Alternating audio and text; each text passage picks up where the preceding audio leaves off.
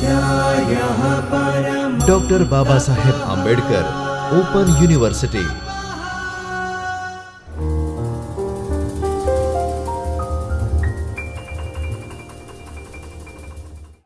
નમસ્કાર વિદ્યાર્થી મિત્રો, હું રોહન આપ સૌનું ડૉક્ટર બાબા સાહેબ આંબેડકર ઓપન યુનિવર્સિટીના ચૈતન્ય સ્ટુડિયોમાં હાર્દિક સ્વાગત કરું છું. અગાઉ આપણે જોઈ ગયા કે કેવી રીતે આપણે રિસર્ચમાં ડેટા કલેક્ટ કરીએ છીએ. હવે આપણે આ ડેટા કલેક્ટ કર્યો છે તેને આપણે કેવી રીતના દર્શાવશું જેથી વધુ લોકો સુધી તે માહિતી ખૂબ સરળતાથી પહોંચી શકે. તો તેના પહેલાં આપણે જોઈએ કે આજે હું તમને paper number MLI-102 research methodology સંશોધન પદ્ધતિઓ તેની અંદર રહેલા block number 2 tool four research સંશોધન માટેના સાધનોની અંદર રહેલ યુનિટ નંબર 7 ડેટા પ્રેઝન્ટેશન એટલે કે માહિતીની રજૂઆત. તો આપણે જે ડેટા એકત્રિત કર્યો છે આપણા સંશોધન દરમિયાન તેને આપણે કેવી રીતના રજૂ કરવો જોઈએ તેના વિશે હવે આપણે આગળ જોઈશું.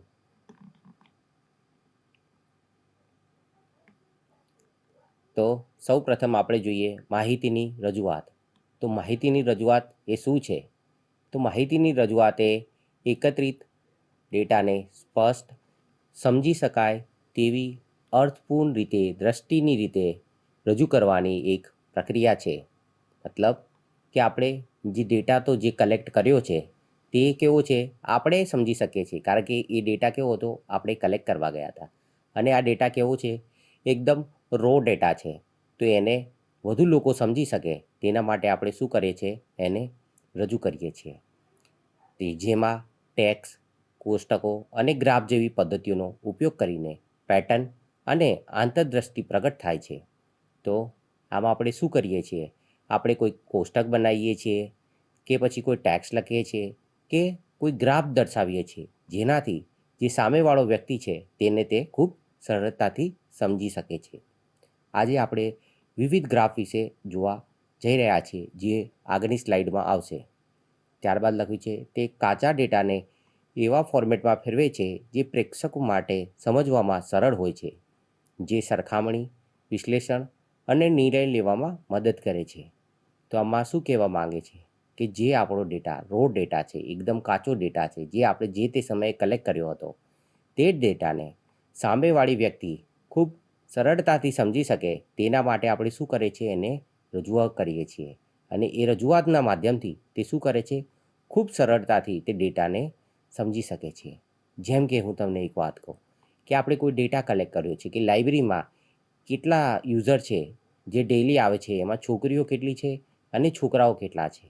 તો હું તમને શાબ્દિક રીતે કહું કે છોકરીઓ 100 છે અને છોકરાઓ 200 છે, તો તેની ઇમ્પેક્ટ એટલી નથી રહેતી કે જે આપણે વિઝ્યુઅલના માધ્યમથી સમજી શકીએ છીએ. તો એ જ વિઝ્યુઅલના માધ્યમથી એટલે કે ગ્રાફના માધ્યમથી આપણે કેવી રીતના સમજાવવું જોઈએ અને આપણો ડેટા આપણને કેવી રીતના રાખવો જોઈએ તેના વિશે આપણે આગળની સ્લાઇડમાં જોઈશું. તો જેમ મેં કીધું એમ આપણે વિવિધ ગ્રાફો વિશે જાણવાના છીએ. ગ્રાફ એટલે જ આલેખ. તો જે આપણે આપણા સંશોધન દરમિયાન ડેટા કલેક્ટ કર્યો છે એ ડેટાને આપણે કેવી રીતના પ્રેઝન્ટ કરીશું ગ્રાફના માધ્યમથી તે આપણે જોવા જઈ રહ્યા છીએ. આમાં લખ્યું છે આલેખ એટલે ડેટાને વિઝ્યુઅલ રૂપમાં રજૂ કરવાની રીત. તો મેં જે રીતે તમને હમણાં ઉદાહરણ સાથે કીધું કે કેટલા છોકરા છોકરીઓ લાઇબ્રેરીની વિઝિટ કરે છે, તે જ વસ્તુ જે નંબર છે તે જ નંબરને આપણે વિઝ્યુઅલ રીતે જે દર્શાવીએ છીએ એને આપણે શું કહીશું, આલેખ કહીશું. એટલે કે કેવા કેવા પ્રકારના આલેખ હોય છે એ પણ આપણે આગળ જોવાના છીએ. ત્યાં લખ્યું છે તે વિવિધ પ્રકારના ગ્રાફ અને ડાયાગ્રામ દ્વારા માહિતી સમજાવે છે. તો આલેખની અંદર વિવિધ પ્રકારના ગ્રાફનો યુઝ થાય છે અને ડાયાગ્રામનો યુઝ થાય છે. તો જેનાથી સામેવાળી વ્યક્તિ જે ભણવામાં નબળી છે અને જેની સમજણ પણ ઓછી છે તે પણ ખૂબ સરળતાથી તે ડેટાને સમજી શકે છે. જ્યારે આપણે રિસર્ચ કરીએ છીએ ત્યારે આપણી પાસે ડેટા ખૂબ મોટા પ્રમાણમાં હોય છે અને એ મોટા પ્રમાણના ડેટાને ખૂબ જ વ્યવસ્થિત રીતે સામેવાળી વ્યક્તિને સમજાય તે રીતે દર્શાવવા માટે જ આપણે શેનો ઉપયોગ કરે છે, આલેખોનો ઉપયોગ કરે છે. ત્યારબાદ છે આલેખ ડેટા અને માહિતીનું પ્રસ્તુતિ એક સાધન છે. તો આલેખના માધ્યમથી આપણે શું કરી શકીએ છીએ? આપણા જે ડેટા છે એની એક પ્રસ્તુતિ કરી શકીએ છીએ. આપણે જે આપણો ડેટા કલેક્ટ કર્યો છે તેને લોકો સમક્ષ પ્રસ્તુત કરી શકીએ છીએ. ત્યારબાદ છે તે આંકડાઓને સ્પષ્ટ અને સરળ રીતે રજૂ કરવામાં મદદ કરે છે. હા, મેં હાલ જ તમને જે રીતે એક ઉદાહરણમાં દ્વારા સમજાવ્યું કે લાઇબ્રેરીમાં કેટલા છોકરા છોકરીઓ વિઝિટ કરે છે તેનો એક નંબર છે, પણ એને એકદમ સરળ અને સ્પષ્ટ રીતે આપણે રજૂ કરવું હોય જેથી લોકો સમજી શકે, તો આપણે શેનો ઉપયોગ કરીશું? આલેખનો ઉપયોગ કરીશું. એ જ રીતે તમે તમારા રિસર્ચ દરમિયાન ઘણા બધા ક્વેશ્ચનાયરો ફિલ કરાયા હશે અને ક્વેશ્ચનાયરની અંદર તમને જવાબો મળ્યા હશે અને એ જવાબોને આપણે એક શિષ્ટતાપૂર્વક દર્શાવવાની રીતને આપણે શું કહીએ છીએ? આલેખની રજૂઆત કરીએ છીએ. એટલે જ તે આપણે વિવિધ આલેખો આપણા રિસર્ચની અંદર એડ કરીએ છીએ. ત્યારબાદ છે સંશોધનમાં આલેખનું મહત્ત્વ. તો આપણે જે રીતે વાત કરી કે આપણે સંશોધન કરીએ છીએ, સંશોધનના ડેટા કલેક્ટ કરીએ છીએ અને એના પરથી આપણે આલેખ બનાવીએ છીએ. તો હવે એનું શું મહત્ત્વ છે તે આપણે જોઈશું. તો આલેખ માહિતી અને ડેટાને સરળ રીતે વિશ્લેષિત કરવામાં મદદ કરે છે. તો આના પરથી શું ખબર પડે છે? આલેખના માધ્યમથી આપણે જે પણ ડેટા મળ્યો છે એને આપણે અલગ અલગ રીતે દર્શાવવો હોય તો તે માટે આપણે સરળતામાં શું રહે છે? આલેખ. આલેખ આપણને ડેટાને અલગ અલગ રીતે દર્શાવવામાં ખૂબ મદદરૂપ રહે છે.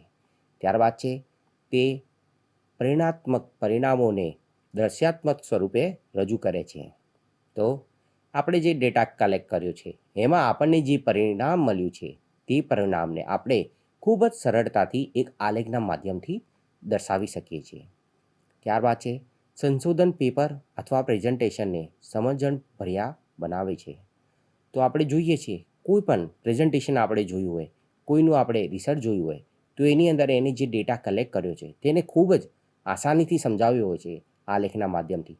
તેથી આપણે કહી શકીએ કે કોઈ પોસ્ટર પ્રેઝન્ટેશન છે, કોઈ રિસર્ચનું પ્રેઝન્ટેશન છે કે જેવી બાબતો છે તેને ખૂબ જ સરળતાથી સમજાવવા માટે આલેખનો ઉપયોગ થાય છે. ત્યારબાદ છે ડેટાના ટ્રેન્ડ અને નમૂનાઓ ઓળખાવવામાં આલેખ અત્યંત ઉપયોગી છે. તો આપણે જોઈએ ઘણી વખત આપણે ટ્રેન્ડનો પણ આલેખ જોઈએ છીએ. ટ્રેન્ડનો આલેખ સમય પ્રમાણે હોય છે કે અમુક સમયે આ વસ્તુનો ટ્રેન્ડ હતો, હાલે એ ટ્રેન્ડ ઓછો થયો છે અને હાલ આ વસ્તુનો ટ્રેન્ડ વધ્યો છે. તે આપને ટ્રેન્ડના આલેખ ઉપરથી ખબર પડે છે. જેમ કે આપણે જોઈએ તો મોબાઈલ કંપનીની અંદર ટ્રેન્ડ બદલાતા રહે છે. એક સમય એવો હતો જ્યારે નોકિયા ઉપર હતું, એક સમય એવો હતો જ્યારે સેમસંગ ઉપર હતું, એક સમય એવો હતો જ્યારે એપલ ઉપર હતું. તો આ રીતે ટ્રેન્ડ બદલાતો રહે છે. પરંતુ તે ટ્રેન્ડને સમજવા માટે અને ત્રણેય કંપનીનું કમ્પેરિઝન કરવા માટે, ટ્રેન્ડ કમ્પેરિઝન કરવા માટે આપણે ટ્રેન્ડ કરેલો આલેખનો ઉપયોગ કરી શકીએ છીએ. ત્યારબાદ છે તે સંશોધકને નિર્ણય લેવાની પ્રક્રિયા વધુ વૈજ્ઞાનિક રીતે કરવાની તક આપે છે. તો જે રીતે જ પહેલાં મેં તમને જણાવ્યું કે આપણે જે ડેટા કલેક્ટ કર્યો છે, રો ડેટા, કાચો ડેટા જે આપણે કલેક્ટ કર્યો છે તે કોઈ વ્યક્તિને સમજાવવા અને ખુદ સમજવા માટે પણ એટલો નિષ્કર્ષ નથી. આપણે તે ડેટાને સમજવા અને લોકો સમજાવવા માટે એક સરળ માધ્યમ જોઈએ છે. તે સરળ માધ્યમ શું બને છે? આલેખ. આલેખ એ ડેટા સમજવા માટે અને બીજા વ્યક્તિને સમજાવવા માટેનું એક સરળ માધ્યમ બને છે. એટલે આપણે કહી શકાય કે આલેખ એ મધ્યસ્થ માધ્યમ પણ છે જ્યારે આપણે રિસર્ચ કરતા હોઈએ છીએ ત્યારે. ત્યારબાદ છે સારો આલેખ. સારો આલેખ બનાવવા માટેના અમુક નિયમો છે જે આપણે જોઈએ. પ્રથમ છે યોગ્ય આલેખ પ્રકાર પસંદ કરવો. તો ગમે ત્યારે આપણે ડેટા કલેક્ટ કરીએ છીએ તે સમયે આપણે કયો ડેટા કલેક્ટ કર્યો છે અને આપણને એ કયા આલેખ દ્વારા આપણે સારી રીતે સમજાવી શકીશું તે સમજવું આપણા માટે પણ ખૂબ અગત્યનું છે. જે મેં તમને હમણાં એક આલેખની વાત કરી, ટ્રેન્ડ આલેખ. તો જ્યારે આપણે જોઈએ સમય છે અને સમયની સાથે કોઈ વસ્તુ બદલાય છે તો તે બદલાતી વસ્તુને આપણે શેમાં બતાવી શકીએ છીએ? ટ્રેન્ડ આલેખની અંદર બતાવી શકીએ છીએ. આ જ રીતે ઘણા અલગ અલગ પ્રકારના આલેખો આવેલા છે જે હું તમને આગળ બતાવીશ.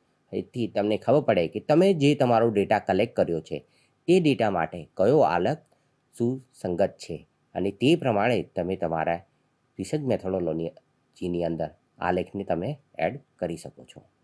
ત્યારબાદ છે સ્પષ્ટ શીર્ષક આપો. ખૂબ જ અગત્યની એવી બાબત છે કે જ્યારે આપણે કોઈ આલેખ બનાવીએ છીએ ત્યારે તેનું શીર્ષક સ્પષ્ટ આપવું ખૂબ જ જરૂરી છે. નહીંતર એવું થાય છે કે આપણે શું આલેખ બનાવ્યો છે લોકોને સમજ આવતો નથી. જ્યારે આપણે આલેખનું શીર્ષક જ ના આપ્યું હોય તો સામેવાળો વ્યક્તિ કેવી રીતના સમજશે કે આ આલેખ શું કહેવા માંગે છે. એના માટે જ આપણે આલેખનું શીર્ષક એકદમ સ્પષ્ટ આપવું જોઈએ. એકદમ નાનું નહીં અને બહુ મોટું પણ નહીં, પરંતુ વ્યવસ્થિત એવું આપવું જોઈએ, જેથી સામેવાળો વ્યક્તિ ખૂબ સરળતાથી સમજી શકે. એવું પણ ના થાય કે એટલું મોટું શીર્ષક લખી દઈએ આપણે કે પછી લોકોને એમ લાગે કે હું કોઈ ફકરો જ વાંચી રહ્યો છું. એટલે મેં તમને કીધું એ રીતે ના શીર્ષક એકદમ નાનું હોવું જોઈએ, ના શીર્ષક એકદમ મોટું હોવું જોઈએ. એક વ્યવસ્થિત માપનું શીર્ષક લખવું જોઈએ. ત્યાર પછી છે એક્સિસ પરના સમાન માપ રાખો. એક્સિસ ઉપરથી તમને ખ્યાલ આવે કે આપણે એક્સ અક્ષ અને વાય અક્ષની વાત કરી રહ્યા છે. જ્યારે પણ આપણે કોઈ આલેખ દોરીએ છીએ તે એક્સિસ ઉપર હોય છે, એટલે કે તેને એક્સ અક્ષ કે વાય અક્ષ ઉપર દર્શાવવાના હોય છે. તો આની અંદર આપણે જે માપ છે એને વ્યવસ્થિત રાખીએ તો યુનિફોર્મ રાખવું જોઈએ, જેથી સામેવાળો વ્યક્તિ એને સરળતાથી સમજી શકે. જેમ કે એક્સ અક્ષ ઉપર આપણે એક પોઈન્ટે 5 સેન્ટીમીટર રાખ્યા હોય તો દરેક એક પોઈન્ટે તેનું 5-5નું પ્રમાણ વધવું જોઈએ. એવું ના થાય કે એક પોઈન્ટે આપણે 5નું પ્રમાણ વધતું હોય, બીજા પોઈન્ટે 10નું પ્રમાણ વધે, ફરી 10 15 થાય અને ત્યારબાદ સીધું 40 થાય, ત્યારબાદ 45 થાય. તો આ રીતનું પ્રમાણ હોવું ના જોઈએ. એક વખત તમે જે પ્રમાણ નક્કી કર્યું છે તે જ પ્રમાણ મુજબ દરેક અક્ષિસ ઉપર તેનું માપ હોવું જોઈએ. તો એક પોઈન્ટે આપણે જેમ કે વાય એક્સિસ હોય એના પર આપણે નક્કી કર્યું હોય કે વર્ષનો એક પોઈન્ટ ઉપર આપણે 2 વર્ષ બતાવવાના છે, તો તેના દરેક 2 પોઈન્ટ ઉપર 2 વર્ષનો જ વધારો થવો જોઈએ. એનાથી વધુનો વધારો ના થવો જોઈએ. કારણ કે જો તમારા અક્ષિસ ઉપર માપ સમાન નહીં હોય તો સામે જે વ્યક્તિ છે તેને સમજવામાં ખૂબ જ તકલીફ થશે. જ્યારે તે કોઈ પણ પોઈન્ટને મેચ કરવા જશે ત્યારે તેને કોઈ અલગ જ નંબર બનશે. તેથી તેનામાં વધુ કન્ફ્યુઝન ઉત્પન્ન થશે. તો આ જ કન્ફ્યુઝનને ટાળવા માટે આપણે શું કરશું? એક સમાન પોઈન્ટ આપીશું. ત્યારબાદ છે રંગો સુમેળભર્યા રાખો. આ પણ એક અગત્યનો પોઈન્ટ છે. જ્યારે આપણી પાસે ઘણા મોટા પ્રમાણમાં ડેટા હોય છે અને આપણે તેને આલેખમાં દર્શાવવા જઈ રહ્યા છીએ તે સમયે આપણે વિવિધ રંગોનો ઉપયોગ કરતા હોઈએ છીએ. એવું ના કરવું જોઈએ કે આપણો આલેખ છે એકદમ હરાભરા રંગનો, એકદમ એટલા વાર રંગ એની અંદર આવી જાય ને કે એમ થાય કે ભાઈ કલર છે. એવું પણ ના થવું જોઈએ. અને એવું પણ ના થવું જોઈએ કે એક જ કલર હોય તો સામેવાળા વ્યક્તિને પણ સમજવામાં તકલીફ પડે. જ્યારે કોઈ એક કલર હોય છે ત્યારે વ્યક્તિ સમજે છે તો તેને બધા ગ્રાફ સેમ લાગે છે. પરંતુ આપણે વાત કરીએ જેમ કે આપણા અંદર છોકરાઓ માટે આપણે કોઈ દર્શાવવા જયા હોય તો છોકરાઓ માટે આપણે જો લાલ કલર પસંદ કર્યો હોય અને છોકરીઓ માટે જો આપણે પીળો કલર પસંદ કર્યો હોય તો તેને સમગ્ર આપણા રિસર્ચ દરમિયાન યુનિફોર્મ રાખવો જોઈએ, જેથી ગમે તે સમયે વ્યક્તિ જ્યારે લાલ કલર જોવે અને પીળો કલર જોવે તો એને ખબર પડી જાય કે કયો કલર છોકરા માટે છે અને કયો કલર છોકરીઓ માટે છે. ત્યારબાદ છે માહિતી ઓછી પણ અસરકારક રીતે આપો. તો આપણે જોઈશું તો આલેખમાં કેવી રીતના માહિતી દર્શાવી શકાય છે. તો તેમાં જોશો તમે, જો માહિતી બહુ જ મોટી હશે તો શું થશે? બધી માહિતી એક જ જગ્યાએ ગૂંચવાઈ જશે અને લોકોને સમજવામાં સરળતા નહીં રહે. પરંતુ આપણે એક ચોક્કસ માહિતીને આપણે ટાર્ગેટ કરીને આપી હશે તો લોકોને એને સમજવામાં સરળતા રહેશે. જે માહિતીને ઓછી પણ અસરકારક રીતે આપવી એનો એક આપણે કહી શકીએ કનેક્શન છે એક્સિસ ઉપર એના સમાન માપ રાખવા ઉપર. જો આપણે એક્સિસ ઉપર એનું સમાન માપ નહીં રાખ્યું હોય તો માહિતી શું થશે? કોઈ એક પોઈન્ટ ઉપર જઈને ભેગી થઈ જશે અને બધી માહિતી એક પોઈન્ટ ઉપર જ મળશે. તો જે રીતે આપણે ડેટા કલેક્ટ કર્યો છે તેની જુદી જુદી જગ્યાએ દર્શાવી શકાય. માહિતી એક જગ્યાએ નહીં પરંતુ થોડી અંતરાળમાં આપણે દર્શાવી શકીએ તેના માટે આપણે ધ્યાન રાખવું જોઈએ. ત્યારબાદ છે આલેખના પ્રકારો. તો આપણે આલેખો વિશે તો જોઈ લીધું. હવે આપણે જોઈશું કે આલેખના કેટલા પ્રકાર છે. તો સૌથી પહેલો છે બાર આલેખ, જેને આપણે કહીએ છીએ બાર ચાર્ટ. ડેટાની તુલના દર્શાવવા માટે. જ્યારે આપણી પાસે કોઈ ડેટા છે અને આપણે એની કમ્પેરિઝન કરવી છે, એની તુલના કરવી છે, ત્યારે આપણે શેનો ઉપયોગ કરીએ છીએ? બાર ચાર્ટનો ઉપયોગ કરીએ છીએ. બાર ચાર્ટના મદદથી ડેટાની તુલના કરવી કેવી થઈ જાય છે? ખૂબ સરળ બની જાય છે, જે આપણે આગળ જોઈશું. ત્યારબાદ છે લાઇન આલેખ, લાઇન ચાર્ટ. સમય અનુસાર પરિવર્તન બતાવવા માટે. તો કોઈ એક સમય છે કે એના પ્રમાણે જે પરિવર્તન થયેલા છે તેના માટે આપણે કેવો ચાર્ટ ઉપયોગ કરીએ છીએ? Line chart. સમય અનુસાર પરિવર્તન એટલે જ મેં પહેલાં જે કીધું હતું, આપણે ટ્રેન્ડ દેખાડવો હોય, કોઈ પણ વસ્તુનો શું ટ્રેન્ડ ચાલી રહ્યો છે તે દર્શાવવા માટે આપણે લાઇન ચાર્ટનો ઉપયોગ કરીશું. ત્યારબાદ છે પાઈ આલેખ, જેને આપણે કહીએ છીએ પાઈ ચાર્ટ. ભાગોનું ટકાવારીમાં અનુપાદન બતાવવા માટે. તો પાઈ ચાર્ટની અંદર આપણે શું કરીશું? કેટલા ટકાવારીમાં સંખ્યા છે જે આપણે દર્શાવવાની થાય છે તે સમયે આપણે પાઈ ચાર્ટનો ઉપયોગ કરીશું. જે સૌ પ્રથમ મેં તમને એક ઉદાહરણ આપ્યું હતું કે લાઇબ્રેરીની અંદર કેટલા છોકરા અને છોકરીઓ વિઝિટ કરે છે. જો આપણે એના પર્સેન્ટેજ, એનું પ્રમાણ બતાવવાનું હોય ટકાવારીમાં, તો આપણે શેનો ઉપયોગ કરીશું? પાઈ ચાર્ટનો ઉપયોગ કરીશું. ત્યારબાદ છે ક્ષેત્ર આલેખ, ક્ષેત્ર દર્શાવવા માટે. તો આ આલેખની અંદર આપણે કોઈ વસ્તુ છે તેનું આપણે ક્ષેત્ર દર્શાવવાનું હોય તો તે ક્ષેત્ર દર્શાવવા માટે આપણે શેનો ઉપયોગ કરીશું? ક્ષેત્ર આલેખનો ઉપયોગ કરીશું. ત્યારબાદ છે હિસ્ટોગ્રામ, વારંવારતાના માપ માટે. તો જ્યારે આપણે કોઈ વસ્તુ છે એનું માપ બતાવવાનું છે તો ત્યારે આપણે એનો હિસ્ટોગ્રામ યુઝ કરીશું. ત્યારબાદ છે પિક્ટોગ્રામ, ચિત્રો દ્વારા માહિતી રજૂ કરવા માટે. તો અમુક ચાર્ટ તમે જોશો જેમાં ચિત્રો દ્વારા માહિતી રજૂ કરી હોય છે તેને આપણે શું કહીશું? પિક્ટોગ્રામ કહીશું. જેની અંદર શું છે? પિક્ચરનો યુઝ થયેલો છે, તેના કારણે આપણે તેને પિક્ટોગ્રામ કહીએ છીએ. તો અમુક આલેખ હવે આપણે નેક્સ્ટ સ્લાઇડમાં જોઈએ છીએ કે કેવી રીતના દેખાય છે અને એનો આપણે કઈ રીતે યુઝ કરવો જોઈએ.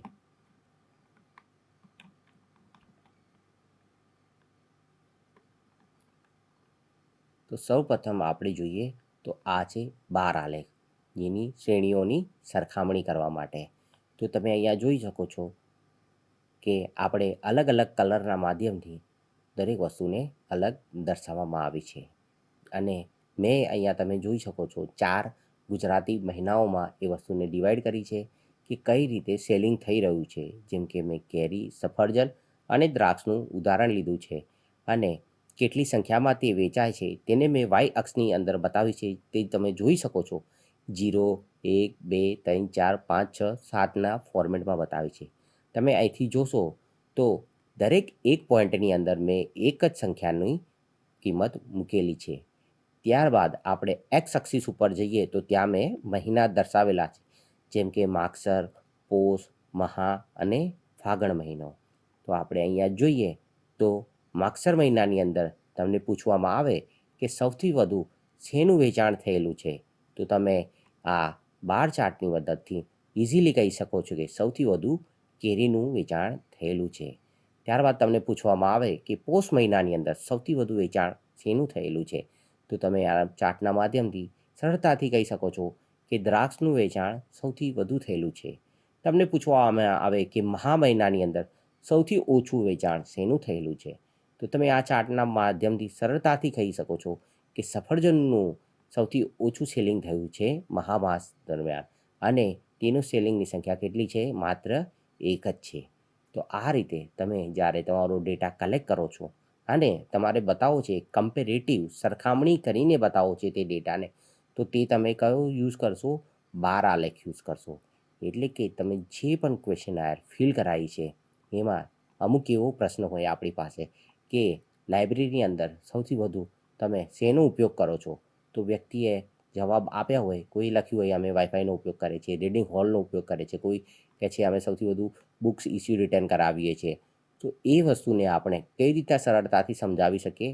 બાર ચાર્ટના માધ્યમથી. તમે જોઈ શકો છો આપણી વ્યક્તિ અને તે કઈ વસ્તુ સૌથી વધુ યુઝ કરે છે તે દર્શાવવા માટે બાર ચાર્ટ ખૂબ ઉપયોગી છે. એમાં આપણે એમને આપ્યું હોય કે કેટલા સમય તમે વાઈફાઈ યુઝ કરો છો, કેટલા સમય તમે બુક્સ રીડિંગ યુઝ કરો છો, કેટલા સમય તમે કેટલી બુકો તમે ઇસ્યુ રિટર્ન કરાવો છો, તે દરેક વસ્તુને તમે બાર ચાર્ટના માધ્યમથી સરળતાથી દર્શાવી શકો છો અને તેનું કમ્પેરિઝન બીજા વ્યક્તિઓ પાસેથી પણ ખૂબ સરળતાથી કરી શકો છો.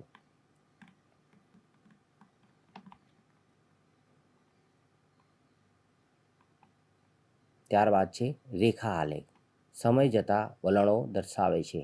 જે જ રીતે મેં તમને પહેલાં કીધું ટ્રેન્ડ, જ્યારે આપણે ટ્રેન્ડની વાત કરીએ છીએ ત્યારે આપણે રેખા આલેખની વાત કરીએ છીએ. જેમ કે અહીં તમે જોશો વાય એક્સિસની ઉપર આપણે 1999થી લઈને 2006 સુધીના વર્ષ લખેલા છે. દરેક એક પોઈન્ટ ઉપર એક વર્ષ વધી રહ્યો છે અને તે જ રીતે આ તરફ આપણે એક્સ એક્સિસની ઉપર ગામ, નગર, મહાનગર અને રાજ્યો દર્શાવેલા છે. અને જે લાઈન તમને દેખાઈ રહી છે, રેખાઓ જે દેખાઈ રહી છે, તે કેરી, સફરજન અને દ્રાક્ષની છે. તો આના પરથી તમને ગામડાની અંદર કયા વર્ષમાં કેટલી કેરીઓ ખવાઈ હતી, નગરમાં કેટલી કેરીઓ ખવાઈ હતી, કેટલા સફરજન ખવાયા હતા, કેટલા દ્રાક્ષ ખવાયા હતા, શું ટ્રેન્ડ રહ્યો, પહેલાં ગામમાં લોકો શું ખાતા હતા, હવે એ લોકો શું ખાતા થયા છે, તેવી વસ્તુનો ટ્રેન્ડ આપણે સરળતાથી આ ગ્રાફના માધ્યમથી સમજી શકીએ છીએ. તો આપણે જોઈએ કે 2004માં આ ગ્રાફ દર્શાવી રહ્યું છે કે ગામમાં સૌથી વધુ લોકો શું ખાતા હતા, કેરી ખાતા હતા. તો આમાં તો શું છે, આપણે એક્સ અક્ષથી પણ જવાનું છે અને વાય અક્ષથી પણ જવાનું છે. જેમ કે 2001ની અંદર આપણે જોઈએ તો કેટલા પ્રમાણમાં ગામમાં દ્રાક્ષ ખવાતી હતી એનો આપણે અહીંયાથી ખ્યાલ મળી જાય છે. એટલે કહેવાનો મતલબ એ છે કે શું ટ્રેન્ડ રહ્યો છે જે તે સમયનો, તે રેખા આલેખથી સમજવું ખૂબ જ આસાન બની જાય છે. ત્યારબાદ છે પાઈ ચાર્ટ, પાઈ આલેખ. પાઈ આલેખ શું છે, એ કુલ યોગદાન છે એ હંમેશા કેવું હોય છે, 100% જ હોય છે. તો આની અંદર આપણે જોઈએ તો ત્રણ અલગ અલગ કલરથી આપણે દર્શાવવામાં આવ્યું છે, જેમાં દ્રાક્ષ છે 11% છે, કેરી છે 64% છે અને સફરજન છે એ 25% છે. જેમ કે મેં તમને પહેલાં કીધું હતું કે લાઇબ્રેરીની અંદર કેટલા છોકરા છોકરીઓ વિઝિટ કરે છે તે આપણે બતાવવું હોય તો તેને પર્સન્ટેજ વાઇઝ બતાવવા માટે પાઈ ચાર્ટ એ ખૂબ ઉપયોગી છે. કારણ કે અહીંયા તમે જોઈએ તો કુલ યોગદાન એનું હંમેશા 100% જ હશે. એટલે કે એને 100%ના માધ્યમથી આસાનીથી સમજાવી શકાય છે. જેમ કે મેં તમને કીધું 200 નંબર છે અને 100 નંબર છે, તો એમાંથી કયો મોટો છે અને એનો કેટલો હિસ્સો રહેલો છે, એ હિસ્સો આપણે પાઈ આલેખના માધ્યમથી સમજાવી શકીએ છીએ. ત્યારબાદ છે ક્ષેત્ર આલેખ. ક્ષેત્ર આલેખ એ કોઈપણ વસ્તુનું ક્ષેત્ર કેટલા પ્રમાણમાં વિસ્તરાયેલું છે તે દર્શાવવા માટે તેનો ઉપયોગ થાય છે. અહીંયા આપણે જોઈએ તો એક્સ એક્સિસ ઉપર મેં દરેક વર્ષના મહિના પ્રમાણે ભાગ પાડેલા છે. 2002ના 5મા મહિને, 6ઠ્ઠે મહિને, 7મે મહિને, 8મે મહિને અને 9મે મહિને, એ રીતે મેં એના ભાગ પાડેલા છે. અને તેની અંદર કોનું ક્ષેત્ર કેટલું છે, કેરીનું ક્ષેત્ર કેટલું છે અને સફરજનનું ક્ષેત્ર કેટલું છે વેચાણમાં, એનો મેં ભાગ પાડેલા છે. અને વાય એક્સિસની ઉપર તમે જોઈ શકો છો મેં 0, 5, 10, 15, 20, 25, 30 અને 35 દર્શાવ્યા છે, જે તમે જોશો તો એક સમાન રીતે વધી રહ્યા છે. 1.5 નંબર વધી રહ્યા છે. તો હવે તમને એમ થાય કેમ 1.5 નંબર વધાર્યા? તો કારણ કે આપણી પાસે જે ડેટા છે એનો મેક્સિમમ નંબર 30 આવતો હતો. તો નાની જગ્યામાં મેક્સિમમ વસ્તુને આપણે આવરી લઈએ એના માટે મેં શું કર્યું છે, એને 5 પોઈન્ટ વધારેલા છે, જેથી શું થાય, માહિતીને સમજવામાં ખૂબ આસાની રહે છે. તે જ રીતે આપણે જોઈએ કે કેરીનું 1/5/2002ના રોજ કેટલું વેચાણ હતું, તો તેનો નંબર તમે જોઈ શકો છો. એને આખું ક્ષેત્ર 30 સુધીનું આખું ક્ષેત્ર ઘેરી લીધેલું છે. જ્યારે સફરજનનું તમે ક્ષેત્ર જોશો તો તેને 18 નંબર સુધીનું એનું ક્ષેત્ર ઘેરેલું છે. એટલે જોશો તમે કેરી અને સફરજનના જે કલર છે એ 18 નંબર પછી તમને ડિફરન્સ જોવા મળી રહ્યો છે. તે જ રીતે આપણે જઈએ 1/6/2002ના રોજ શું હતું, તો 1/6/2002ના રોજ કેરીનું પ્રમાણ ખૂબ વધુ હતું, જેની સંખ્યા 32 છે અને સફરજન ઓછા થઈને કેટલા થઈ ગયા હતા, 16 થઈ ગયા હતા.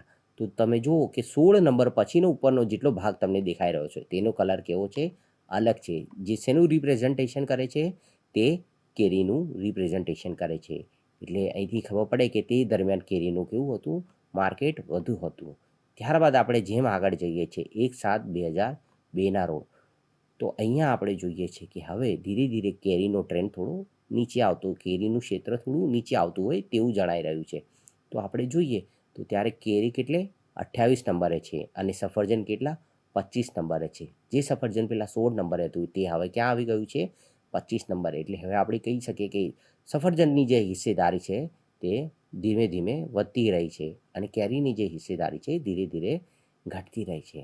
ત્યારબાદ આપણે જોઈએ 1/8/2002ના રોજ તમે જોશો તો કેરીનું જે માર્કેટ છે એ કેટલે પહોંચી ગયું છે?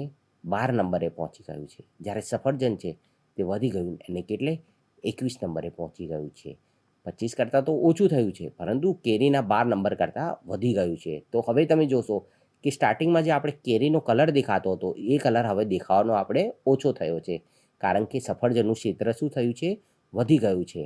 જેના કારણે કેરીનું ક્ષેત્ર આપણે હવે થોડું આછું દેખાય છે અને ઘાટા કલરની અંદર આપણે સફરજનનું ક્ષેત્ર દેખાઈ રહ્યું છે. આ રીતે જ્યારે આપણે આપણો જે ડેટા કલેક્ટ કર્યો છે એની અંદર આપણે કોઈ ક્ષેત્ર દર્શાવવાનું હોય છે, ત્યારે તે ક્ષેત્ર દર્શાવવા માટે આપણે શેનો ઉપયોગ કરશું? ક્ષેત્ર ચાર્ટનો ઉપયોગ કરશું.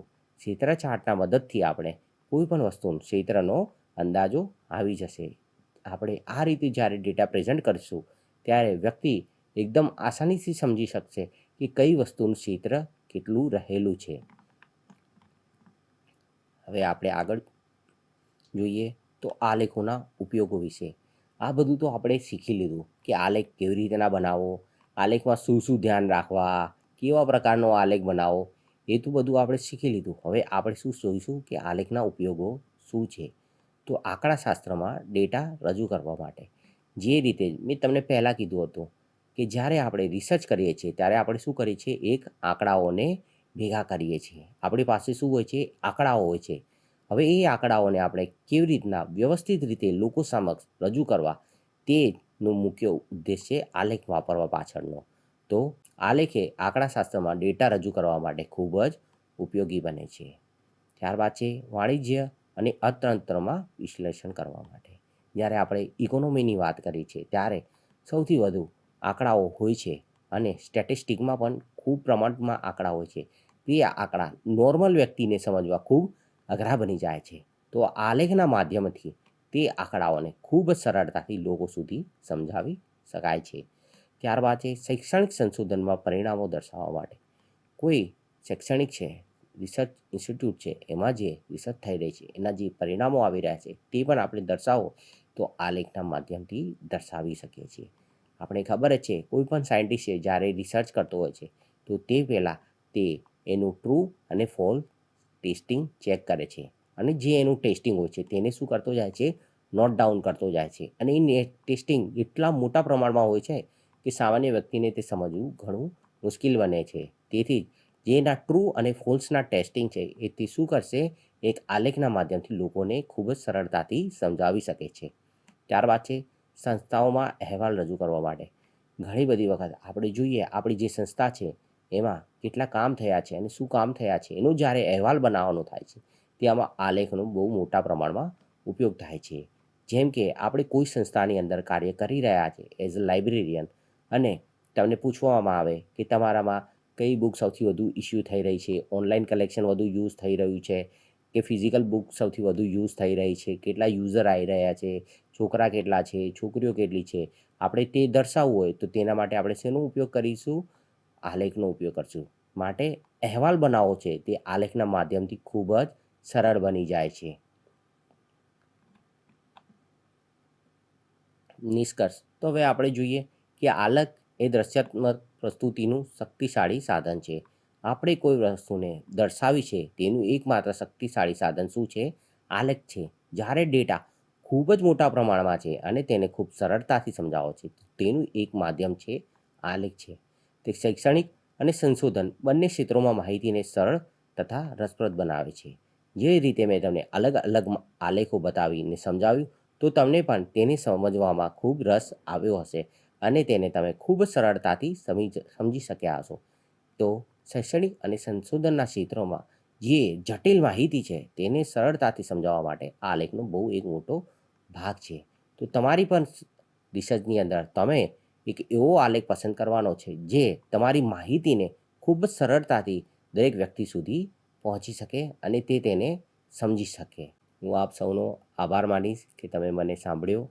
છતાં પણ તમારા મગજમાં હજી સુધી કોઈ ટૉપિક ઉપર ડાઉટ હોય તો તમે પૂછી શકો છો. આપણે ઘણા બધા આલેખ જોયા, એમાંથી કોઈ આલેખ વિશે તમને ડાઉટ રહી ગયો હોય તો તમે હવે પછી જે ઈમેલ આઈડી આવશે તેમાં મને ઈમેલ કરી શકો છો અને તેના માધ્યમથી હું બને તેટલો પ્રયત્ન કરી અને તમારી સમસ્યાઓનું નિવારણ લાવવાનો પ્રયાસ કરીશ અને તમને આ વિષય ઉપર ઊંડાણપૂર્વક માહિતી મળે તેવો હું સંપૂર્ણ પ્રયાસ કરીશ.